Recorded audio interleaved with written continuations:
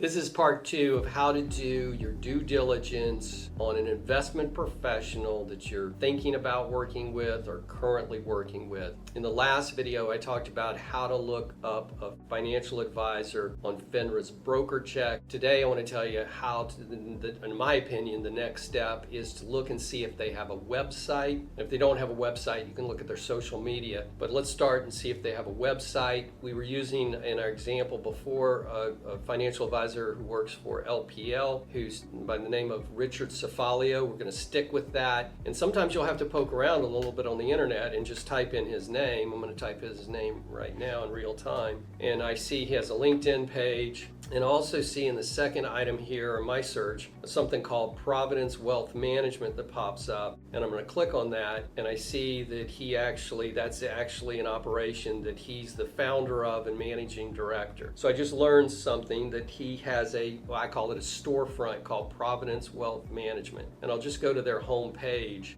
And there's one thing I like to look for. I like to look at the very bottom of the website usually. And there's a bunch of small print. And this particular one, even though the website is Providence Wealth Management, it says, if you look at the third paragraph, securities offered through LPL Financial, but also investment advisory services offered through New Edge Advisors. So I would submit that these are two companies that should have some supervisory and compliance duties to oversee this gentleman. Also, in the next paragraph, I can see what states he's effectively licensed to do business in. And then I've got the next paragraph talks about a description of what New Edge Advisors does. They charge an advisory fee for looking out for clients and investing, and that creates some duties again on their part. And then that is about it. Sometimes they will say information as to whether they sell insurance, which to me is often a red flag if they're selling both securities and insurance, and sometimes talks about more